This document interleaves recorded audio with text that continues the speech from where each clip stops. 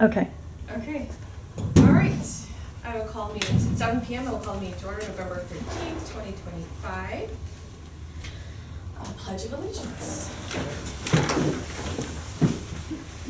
I pledge allegiance to the flag of the United States of America and to the republic for which it stands, one nation, under God, indivisible, with liberty and justice for all. Okay. Roll call. Flores. Here. Gonzalez. Here. Hussein. Jost. Here. Mesa here. Wadowski. Here. Pelletier here. Okay. Next, public comments, agenda items only. Yeah, we do have any questions? There's something on the agenda. Oh, I just came to see what board meeting was like. That works. That's great. Okay, next, is there anything that anyone would like to pull off the consent agenda? I'll make a motion to approve the consent agenda. Second. I can't even get it out. He's ready. As presented. 7:05.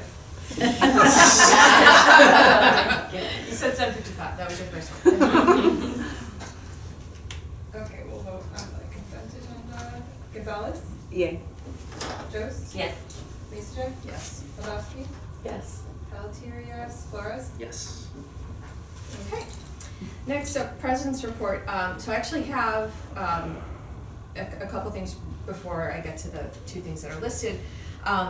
Next month's meeting, December 11th. Not only is that our scheduled board meeting, but that is also the date. Hi, Mohammed.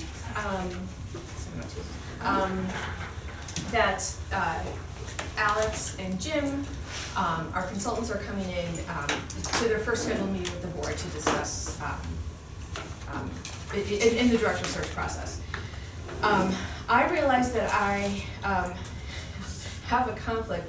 Both of my daughters are performing at different schools that evening. So I would really like, if the most challenging part of my night, I could just try and finagle that. So I have a couple of options. One option is to keep the meeting on the same night, but move it up. And potentially meeting with them, with Peters and Todd, this is Alex and Jim, at from 5 to 6, and then moving up our regular board meeting. Or another option is to change the date of our meeting. I would, if everyone can have a look at their calendars. If other nights that could work for them are Monday and Tuesday. What does everyone think about moving our meeting that week to Tuesday? To the 9th? Yes. Yeah, that works. How does that work for everyone? Works for me. It should work. It should be fine. Yeah? Yeah. Tuesday, December 9th evening. Yes. It should be fine. Yeah. At 7 p.m. Right, so same meeting time, It would just be 2 days. it would just be 2 days earlier. And then what would, then our board packets would be like that Friday or, yeah. Mark? I'm looking. Okay. What time? At 6? Like 7 would be the Oh, regular it's 7? Yeah. board meeting. Oh, yeah. I'm good. Does that work? Great. Wait. Okay, so our next, so and I'll remind Just because it's hard everyone- to, get 7 people to. I know, like initially I was like, well, we could just move everything up, and then I'm just thinking about like, that's just, It's gonna be a long night for you.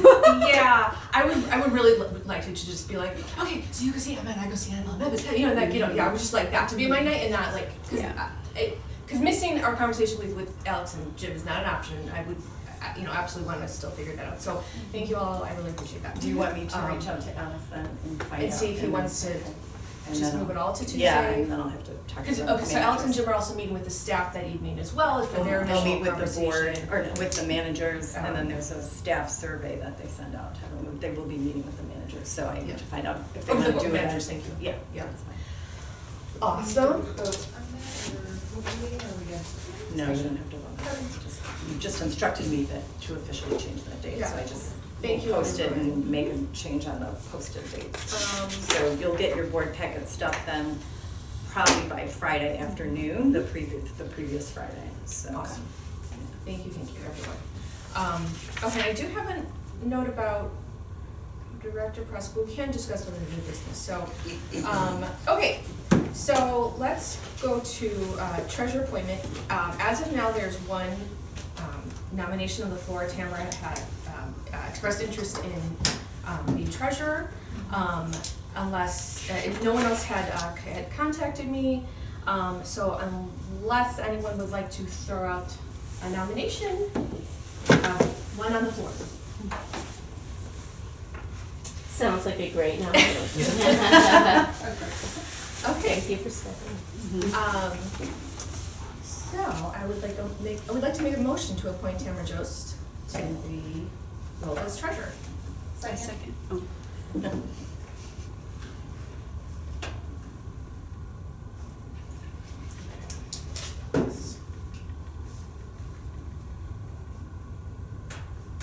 Can you take a vote on that? Yes, please. Hussein? Yes. Jost? Yes. Macy Jack? Yes. Slabowski? Yes. Pelletier, yes. It's like them saying check. Yes. Hey. Gonzalez? Yes. That's awesome. Thank you. Congrats. Thank you. Okay, next up, committee appointments. Okay, so, what I would like to do. Can I just? Absolutely. So you can't start signing checks yet because we have to get you on as officially as a signer. So I will need to reach out to the bank and get that. I think they can do it all digitally now, so it shouldn't be too long. So I will do that. I'll reach out to them tomorrow to find Okay. out, and then In the we'll meantime- let you know if you're able to come in and that kind of thing. Yeah, no, I And can come so- in. I'm above But it. at least for right now, until we get that changed officially, Joanne, Okay. continue signing. If I can get it changed before next week. Let me know. Yep. And I'll come over. Okay, great. So, so committee appointments, that automatically makes you part of the finance committee. So, I have a few changes. Mark, I'm proposing to make you chair of policy. Chair? You can do it. You can do it. acting as a And I would like Kim and Ileana to join. I think it's a really good policy, especially when you're newer on the board. It really gives you a good, Yeah. solid foundation of what our library does. I think you could all bring, you all have a good eye for detail, and you all bring different kind of perspectives to it, so, you game, Mark? I feel like it's Yeah, yes. yeah, yeah, Okay, yeah. it's a yes, I do okay. most of it. Yeah, right. But you're not gonna be here. Well, the next director will also do that, that's fine. I mean, it's, I don't expect you guys to get in and like figure out which policies have to be reviewed and everything, yeah. And then Mohammed, I had the idea of moving you over to facilities. Sounds good. Okay. That's actually good. I think that you have a different perspective as well with that too, so I think that would be good. So currently, and then executive would be myself, Joanne, and you. Facilities, I'm still on it. Or was it Joanne. So right now. So we'll keep me and Joanne, and then we're adding Mohammed onto facilities.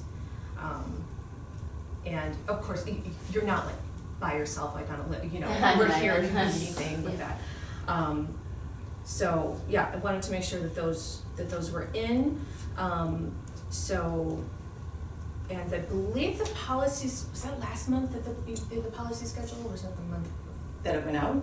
You did the Last policy month. schedule, that was last month, right? So I don't believe. We won't review policies again until the first quarter of next year. So some of that will just depend on Are you surprised? new, No, okay. new, I was just gonna let it- timing, it's gonna be a quick meeting. timing of the new director. And we'll probably meet as the policy committee one more time before I leave. Yeah, Which yeah. seems to make sense based on the timing of, my potential leaving and then a new director coming. I mean, that's not the kind of thing that you're gonna throw at a new director. Here, have a policy committee. Right, yeah. I know you haven't been here longer than a month, but talk about this, so. Yeah. Yeah, so we'll probably have one, but it will be after the holidays. Will be the first quarter, probably Okay. February-ish. Yeah. Okay, And, yeah, I still have a couple of things I want to talk about with the director review process. Okay, so great. So we'll move on to committee reports. Finance we covered on the consent agenda. Facilities will discuss bathroom renovation. And policy, there was no meeting for this month. Staff reports, I do want to make sure that everyone saw, there's a memo from Ansel Glick. So Ansel Glick is the attorney that rails our library system keeps on retainer. They are advising all of the libraries in the area about, well, they advise them on several things. Yeah, all kinds of things. All kinds of things, but as I'm sure we can all imagine, there's been a lot of ICE questions and how to handle, what are the right things, what are the legal things. So they have been, and they are advising our local libraries, and there is a So the memo that you have from them is an update to the memo that went out in January from Ansel Glick. So this addresses some of the current questions that have come up with the recent activity. So I did want to give you the updated one because that just came out yesterday, so. And Pam is attending, she may And know then, this as well, yeah. yeah, and then on Monday, there's the Libraries and Immigration Enforcement event, and Katie Nagy, who is one of the attorneys at Ansel Glick, again, the legal counsel that Rails keeps on retainer. So she's gonna cover ways to respond to the enforcement actions in a legal and responsible way. I'm just reading the thing, so sorry. We'll hear about our rights, obligations, and best practices when enforcement officers are on site, including handling warrants, I-9s, and blah, blah, blah. I mean, a lot of that is covered in the document that I emailed to you guys and that the staff and I discussed at our staff and service. And then we'll also have some representatives from a couple of other libraries who have developed really robust safety protocols and guidelines, so they'll be talking about those as well. So I'm really hopeful that, and Melissa, the Adult and Teen Services Manager, is also going to be attending. So I'm hoping this gives us a little bit more information. I mean, it's, we're talking to each other all the time and talking to all of our attorneys and that kind of thing. So, but this should be a good event, and I think that a lot of the questions that we have, in both the staff and some of the questions that the board has had, are not unique to our library, unfortunately, and to some extent. And so I'm hoping that this will give us all some more clearer answers, or at least as clear as things can be right now in a kind of state of flux. Right. Yeah. Yeah, but I wanted to make sure to highlight that. Couple other things that you guys did get. I gave you some of the documentation for my review process tonight, and then this letter did come in addressed to Kim and the rest of the board. Unsigned, the envelope was also no return address, so that's a communication, so I'm sharing that with the board. And that's all. I just wanted to point out those things. And then I gave you some promotional material from Rails and IB, so I thought that was so nice. It's nice to see Rails doing more to promote the system and talk about what the system is and what it does, because I think for all of you guys, especially people that are not librarians or library workers, it can be very confusing to figure out how all these pieces work together. So it's nice to see Rails doing some more promotion. I'm glad they are, yeah. And I mean, and Pam did highlight this, but and I forgot what day I talked to Pam. She's like, I had some great facility manager interviews, which was great to hear. So we have hired a new facilities manager actually. Okay. The restrooms were very clean. Pardon? Well, that's gone because he's not started yet, but I think I can pretty clearly announce this because he did officially accept our offer and his background check cleared and everything. So the gentleman we're hiring, his name is Tim Murphy, has been the facilities manager at Skokie, has been the facilities manager at Oxford. He's currently out not working in libraries, but his wife is the head of adult services at the Prospect Heights Public Library, so he knows Alex, and he knew I was retiring, he knew that how we lost our other facilities manager and everything. But one of the things, and Leighton and I both just immediately, we had very good candidates. We didn't have a lot of candidates, we really good candidates, so I was really pleased. And this guy just, answers everything, and he feels, I think it'll be a really good fit. And I really liked the experience he had. And one of the bigger things too, we talked about this, like when Leighton was hired, that it's nice to get someone who understands the library world, because it is different than working in another type of organization or a private company, that kind of thing. So that, I mean, since he's so steeped in libraries already, and particularly libraries in this area, Yeah. I mean, that's half some of the Huge. training things, so that, but I think he'll also be great, Yeah. a great addition Yeah. to the staff. Love So it. his official start date is December 1st. Okay. So I'm really pleased about that we've got someone that I feel will be a really good addition to the staff. And then that gives me enough time, 3-4 months to kind of get him up and running before a new director comes in. Love it. That's great news. Can I ask a question about the memorandum? Sure. I see a note about meeting rooms, and I am unclear. If people are using the meeting rooms, the second floor meeting rooms, do they have to Those are reserve the and study send in rooms, the which are study- different okay. than meeting rooms. Okay. What they're talking about with meeting rooms are like where you actually have public programs, Okay. or you rent them out. And for most public libraries, there's been some confusion over the years about whether or not this is statutorily required, and we all kind of come down on the side of it being that way. That's the way we've been counseled for decades now. That people are welcome to book our meeting rooms, those kinds of things, but Yeah. because we are a public building, those meetings have to be open to the public. Sure. So that's what they're talking about with meeting rooms. Study rooms they are looking at those as different than meeting rooms, because those don't have to be opened up to the general public if someone is using them. Like, Yeah. we wouldn't have to unlock that if ICE came in, for example, and wanted to get in one of Yeah. those. I mean, that would be like, those are more privately used for them. So study rooms is still one of the things that even the attorneys are still kind of looking at. But when they talk about meeting rooms, they're specifically talking about things like the Okay. Baxter Auditorium. Okay. So, Okay, that's a good question, yeah. Okay. and I, unless anyone has any questions for me on my report or the staff reports, I think that was all I had. Yeah, any other questions for Pam? What do we make of this letter? Then why is my name on it? I know, it was Right. really, I was surprised, yeah. I don't know, like I said, it's unsigned, yeah. it's obviously, Yeah. there are people, someone is sharing their concerns, and Yes. we'll take those under consideration as we do all of these types of things, and make decisions accordingly. Yeah. Yeah, thank you for including it. Yeah, For well, us to it's a read. piece Yeah. of communication that Yeah. came specifically addressed, hard email, or, Hard copy. yeah, snail mail, and so, Yeah. I do want to share it with the board as well. I will say, we will not be changing our collection development process. No. Or, Okay. or approach to that based on this, I mean, it's just, No, it doesn't. Yeah. this- Yeah. we have read it and, Yes, it is there. yeah. Okay.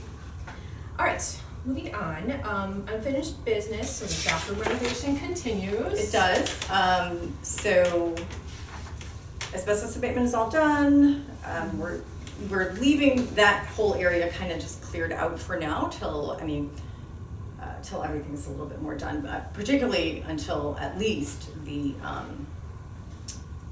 tile for the stairs going, the YS stairs, the east end are done. And so that's scheduled for Monday and Tuesday. So those stairs will be closed, though access to the elevator and the east entrance is open, so it will just be that staircase. And yeah, everything else is continuing along. And yeah, it's been occasionally noisy, and the bathrooms share the plumbing with my bathroom. And so it's very noisy in my office sometimes, but it's okay. Yeah.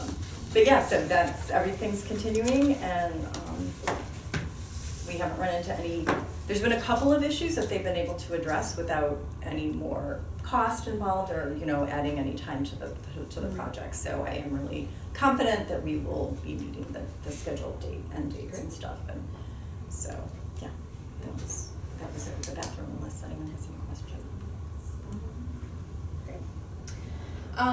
So next up, it kind of hits in two ways, executive director, search review process. Okay, so one thing I wanted to, get everyone on the same page about, so when Pam and I were reviewing, some of the dates, for the upcoming process, and if, we would be approving the new director in March. So that gives Pam, the new director, about 2 weeks, if we stick to her retirement date. So one thing that Pam and I talked about, and I'm assuming that we're all still on the same page about this, is to ask Pam to maybe, to move out her retirement another 2 to 4 weeks or something, because I think we all felt strong, like, just to give Pam and the new director kind of just like a little bit of time together. Do we all kind of agree on that? As long as you haven't already made plans for those first Right. 2 I weeks. know. You've already I like Pam. Well, and More and uptime. Pam, yeah. Like, what is I an get it. ideal overlap time? I It, don't- there isn't. Yeah. A lot of places there is none, and so, it's really up to the board how you want to Yeah. treat that. I do know that, you know, when we started discussing it, that there was some interest in there being some overlap between me and a new director.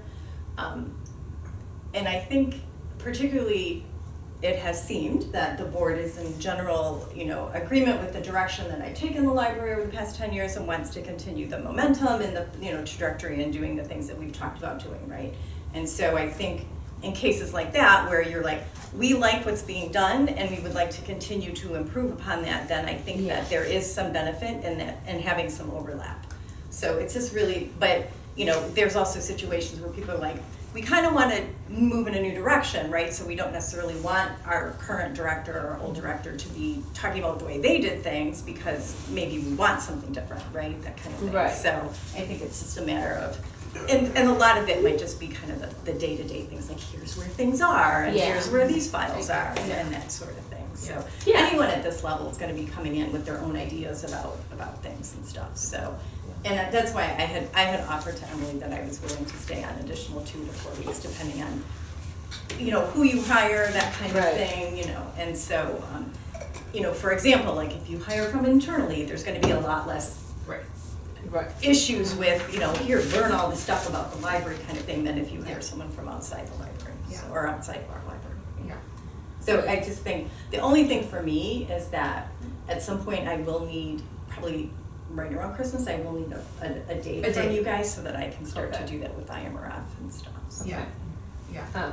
Do you have any feedback based on your HR experience? Yeah, essentially if there's an opportunity for there to be any kind of overlap, that's always very much appreciated and very helpful. We provided a little bit of guidance in terms of like practices for orientation, but we really didn't get Yeah. too involved in that. It was just kind of like our recommendation that if that was the type of scenario that a person was gonna be stepping into, that kind of also instills confidence in candidates, so something that we would wanna market ahead of time as well. Just to let them know, like, you know, you're not gonna just be jumping in Right. on your own from day one and that kind of thing, so. Yeah, yeah. I mean, for sure, some overlap sounds like a great idea. Just- I just don't know, like, if someone comes in at some point, they're itching, Right, you get out know, of, like yeah, 6 yeah, weeks go away sounds like now. a long time. Oh, so, yeah, and I wasn't thinking like 6, I was thinking more like, so I think, so Pam initially like told us March 30th. March 27th. March is the 27th. final I'm sorry, Friday. yes, That's you did okay. tell us It's the just 'cause Friday. it's the last Friday. So like, you know, if you, yeah, I don't know, with the date that I was kind of just moving out like another 4 weeks from that, just so April 24th, something like that, you know, like a solid, Month? yeah. Yeah. What do you think? And the other thing too is that because I'm retiring and not going to another job and stuff, is that I don't necessarily have to be here all day, every day too, right? Okay. I can come in for a few hours, that kind of thing, we can figure out pay and that kind of thing. Yeah. But I don't have to be, you know, sitting with them for 7.5 hours every day kind Yeah, of thing too. okay. So it's just that, you know, if that's the date the board wants me to remain available through, I'm Yeah. perfectly Oh, happy to do okay. that. Or we can, so. we can ponder 2 dates, so like 2 weeks after the Yeah. 27th would be April 10th. Like a And the other full thing month for would be me April is that 10th. I can always tell IMRF, you know, oh, my final date is gonna be April 24th, and then if my final work date actually ends up being Okay. prior to that, it's fine. Yeah. Oh, I mean, okay. that doesn't matter, Okay. so, Yeah. it's just, and I'm a little loath to give IMRF a date and then have to change it, because there's been a lot of delays in getting IMRF stuff processed because they just changed their website last year and it's been a disaster. So I want to give, you know, Leighton, particularly because he's been working with me on getting all this stuff kind of, you know, planned for this, because we don't often have the director retire, so it's kind of a different thing. And then, yeah, so, Okay. so yeah, we can work on that. But that's the only reason that I wanted kind of a firm date, is because IMRF has been having some problems, and I don't know how difficult it is to give them one day and go, oh, no, now it's gonna be 2 or 3 weeks later, and, you know, have to get into that mess and stuff, so that's the only reason. Sure, okay. My hunch was that we were still on the same page with that, but I just wanted to make sure that we chatted about that. Okay, the second thing and I mentioned this really quickly last month, but I just wanted this on everyone's radar because it will come up sooner than we think. So one of the things that we need to do is come up with 2 potential evenings the week of, this is for the new director process, the week of January 26th or the week of February 2nd. Now, we don't have to nail these down tonight. I'm thinking, like the homework could be like, let's decide by next meeting if we don't want to decide tonight. But I'm just thinking it'd probably be better to just come up with a couple of dates. And then also just to have on your radar, then there are 2, well, no, then we pick one Saturday, either, wait, is it one Saturday or is it both Saturdays? 14th and 20th? I don't have this. Final interviews, the 14th or 21st. So the final interview would be February 14th or the 21st. Just want to get those on the radar. So homework, should we like nail these down next month? Does that sound good to everyone? Okay. Okay. Again, just don't want to hit anybody. I know everyone's super busy, so. Are you choosing the final interview date? We would. Okay, The I'm board. out of town the 14th, just have that. Well, okay. They So might. that could be, so that could be the winner. So, yeah. So this would be like an all-day, like, what do So, we? here, this is, Okay. this is what. I would say maybe, this is all of the timeline stuff is in the memo from Alex Okay. that I think you guys got last month. Is that when I sent it, or gave it to you guys? Yeah. I think it was. It would be, so one candidate comes in the morning from 9:30 to noon. And then another candidate comes in the afternoon from 1 to 3:30. So I would, you know, now the candidate is not meeting with us for 2.5 hours, but we're a chunk of it. And so I would just kind of advise you Yeah. to just block your, you know, I chunk think it. also too, since Alex and Jim may cover some of this in more detail for you guys next week. sure. When you Yeah. meet with, or next month when you meet. Absolutely, and I know they will. I just, Yeah. I wanted, you know, again, I know everyone's busy, just so everyone has this on the radar. Okay. So we are up to executive session. Before we do, because no public would be allowed, I'm gonna move down to public comments, non-agenda items. Do you have any questions or? Yeah, I was kind of curious, what do you do if ICE comes to the library? So we have a procedure in place for our staff to follow. And it outlines, it's a lot of documentation about what the staff can make note of. We cannot interfere. We are a public building, so We're a they are public allowed to be building. here. They're allowed to come in, and we can document, we can make sure that it's, our Pam are actually outlined, and our entire staff went over this at the recent in-service. Documented very detailed, with as much information as Can you possible. keep them away from the children's section, because they really should not be bothering children? We can't, we are a public building, we're not legally allowed to do that. So they can come in the building and they are allowed to be in any public spaces as Can you any tell them member. the children's section is downstairs, can you please not traumatize the kids? Pardon me? Could you ask them to please not traumatize the We kids? can certainly ask them to, we can ask them whatever we want to ask them Right. and stuff, but we have a lot of, we've got some documentation for staff, procedural sorts of things, like what sorts of things they should be looking for or asking for if ICE comes in and they have a warrant, or, you know, depending on what they're asking for. And so, you know, we've got pages and pages of what to do with those kinds of things and what to look for and stuff. But in reality, I think we haven't had have not had ICE in the building. I am not aware of ICE going into any actual library buildings. What we think is more likely to happen if it does in our immediate area, but because we're seeing it everywhere, is that they will probably, if they take someone, it might be just from the parking lot, around the library, that kind of thing. And so in addition to kind of talking about these procedural sorts of things, you know, a lot of the area directors are talking about, you know, what do we do with traumatized staff or traumatized patrons after something like this happens. So there's a lot of talk about this and how we're treating this, and also making sure that we're following the law, because as a public building, there's a lot of things that we're not able to stop people from doing that you would think, oh, you know, don't traumatize the kids or whatever, but we can't legally stop them from going into the children's department. And so the only place that they cannot go into are private, like, so staff marked spaces, so we've marked all of our staff spaces, that kind of thing, and instructed staff that, you know, not to try to hide people and take them into private areas, because that's considered obstruction, that's against the law. My main concern as director is I want to keep my staff and patrons safe, physically safe, and I want to limit everyone's legal and financial and liability, and so particularly for the library. And that's one of my biggest concerns, is making sure that we're, you know, that my staff and patrons are safe and that we're limiting the library's liability. So if this was a sanctuary city like Chicago, would you then, because I know that ICE tried to go to a police station and they told them, screw you, you can't use our bathrooms. If the village made this a sanctuary city, could you then tell ICE, screw you?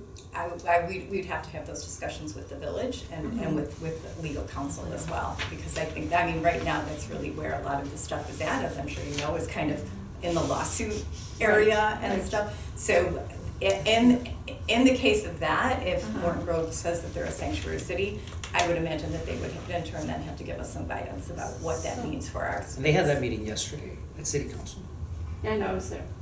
So I just have one other question. I don't think it's gonna happen, but what if the police came in here and they wanted to arrest someone in the children's section? Would you ask them to, like, wait till the person left the children's section so you didn't traumatize all the kids? No. I instructed staff not to interfere with any, no. I mean, it's just, I get your concerns, and absolutely I share some of those, but I will not instruct the staff to interfere in any way with any kind of arrest action, be it from ICE or from the local police department. So is there any effort being made to make it illegal for arrests to happen in places that have high concentrations of children, like daycare centers and things like that? Because it seems to me like if you want to arrest someone, you should not arrest them in front of the kids. Because that's just... They're literally going into the child care facilities, so... I think, I thought I heard something saying that the Illinois legislature is, when they come back in January, that there's talk of something that will prevent ICE from trying Hospitals, to churches. make hospitals, schools, churches. I don't know if libraries Just are- recently, though, I think that bill is now going in committee. Oh, really? Yeah, the most recent thing. So it was a bill to, that specifically called out different types of organizations, like hospitals, churches, schools, and I think there was one other big one. Libraries were not specifically named, which we have a lobbyist that works with the, that goes down to Springfield and stuff like that, and to Washington, you know, he works with ILA.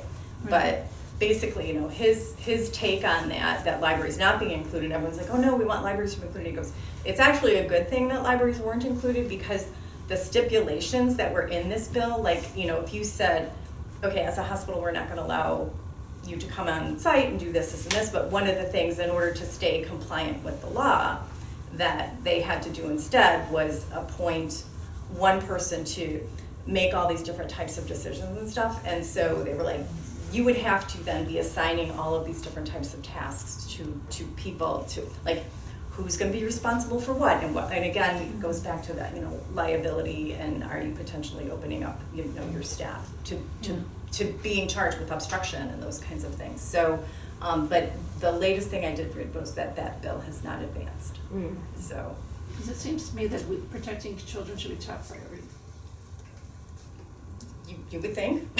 So, I mean, you know, the legislature, I'm sure, is talking about this. All of our Yeah. communities, our municipalities are talking about this and that kind of thing. So we should it's write to that- Pritzker and whoever our state. Yeah, I reps mean, are. I mean, we are not gonna make any policies that are not legal, Right, right? of So, I mean, the law trumps all, so, we have to follow the law. And then after that, it would be, you know, if we're getting specific guidance from our local municipality or local police department about how they want us to interact and that kind of thing, so. It's really, it's been really difficult Yeah. and traumatic for Yeah. staff and patrons as well, and just to have to be worried about this potentially happening, and then, you know, what are we legally allowed to do? You know, I also don't want staff to feel like they have to do something, because different people have different comfort levels with, Right.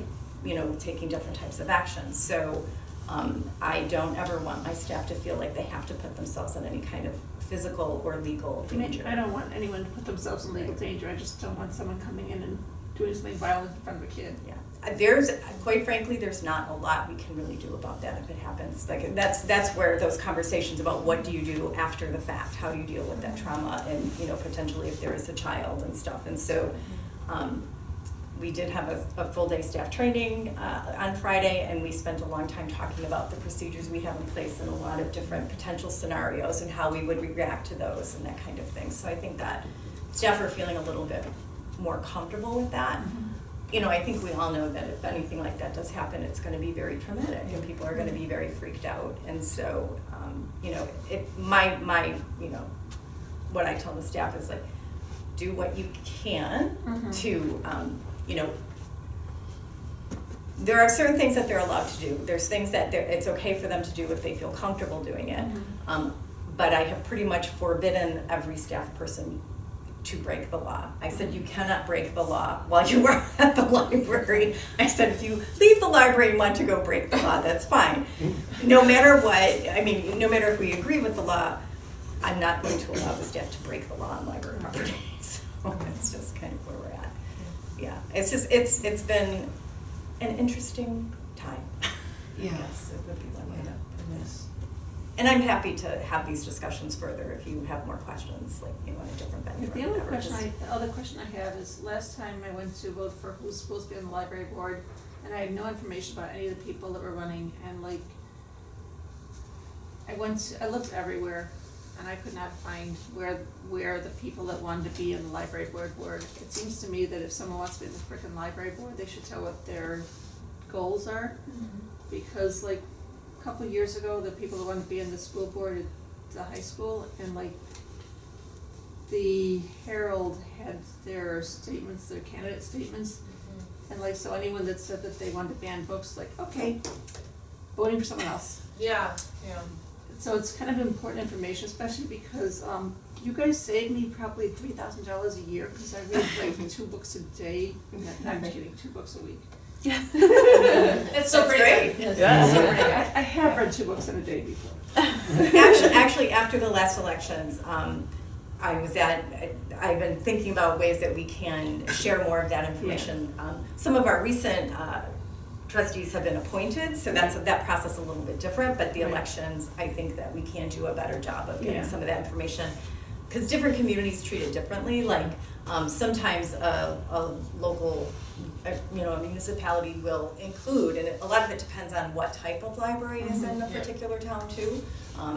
So a lot of times, like if there's a legal women voters thing, I mean, some of it's just, you know, was there information about candidates for the village board, and are they reaching out to the library board and those kinds of things. But I did make note for the next time we go through the election process that we should probably have something, even if it's just on our website, and just have some general questions That would and be stuff. very much but- appreciated, Yeah. especially because. I had thought about that after Yeah. the last election. Yeah, because I was like asking if when I could think of, do you know any of these people? And Right. Yeah. Someone said something nice about Muhammad, but it's the woman that's. That's all. But I do make note, it is one of the things that I was planning on. Yeah. Well, thank you for coming and voicing those concerns, and Thank you. thank you for being so active in our community, and, you know, those are appreciate your energy for coming here. Thank you. And well, Indivisible did have a candidate forum, but it was a very last minute, poorly publicized thing, and Muhammad and I both participated. Yeah, I remember they advertised it on Facebook and Yeah, I got some a Facebook. some email chains, but Yeah. it wasn't really widely, Yeah. Distributed. yeah. Facebook said that you're gonna interact with imaginary people, it's like, yeah, I'm out. Yeah. I got my books for that. Thank you for coming. Thank you. Thank you for having a nice selection of large print books, I do appreciate it. I am going to like who's reading. All right. Take care. Have a good night. Okay, I'll make a motion to go into executive session for the appointment, employment, compensation, discipline, performance, or dismissal of specific employees of the public body as allowed for 5 ILCS 122C1. Second. No, I love it.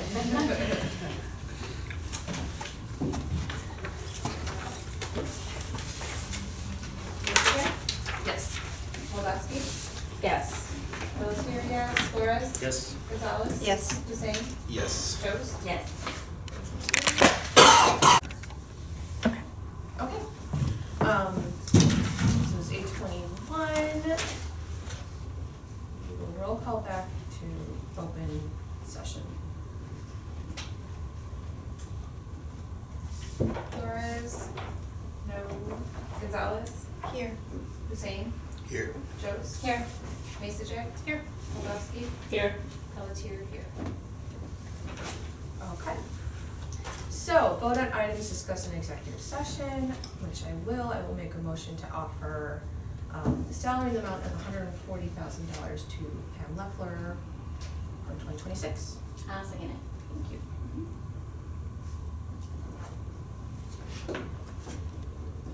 Did you just see my brain fart on your initials? I know. It's in my head.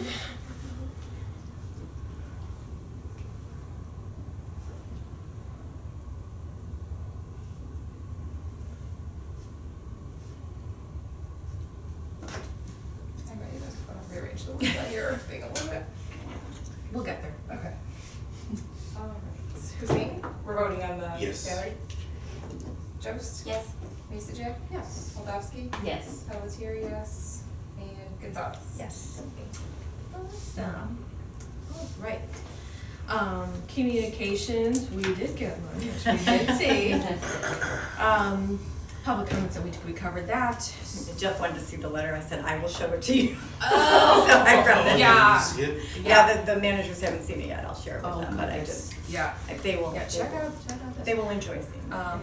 Okay, so our next meeting is Tuesday, Yep. December 9th. Meeting adjourned at 8:22. And everyone was fine with the 7 PM start on December 9th, Mhm. correct?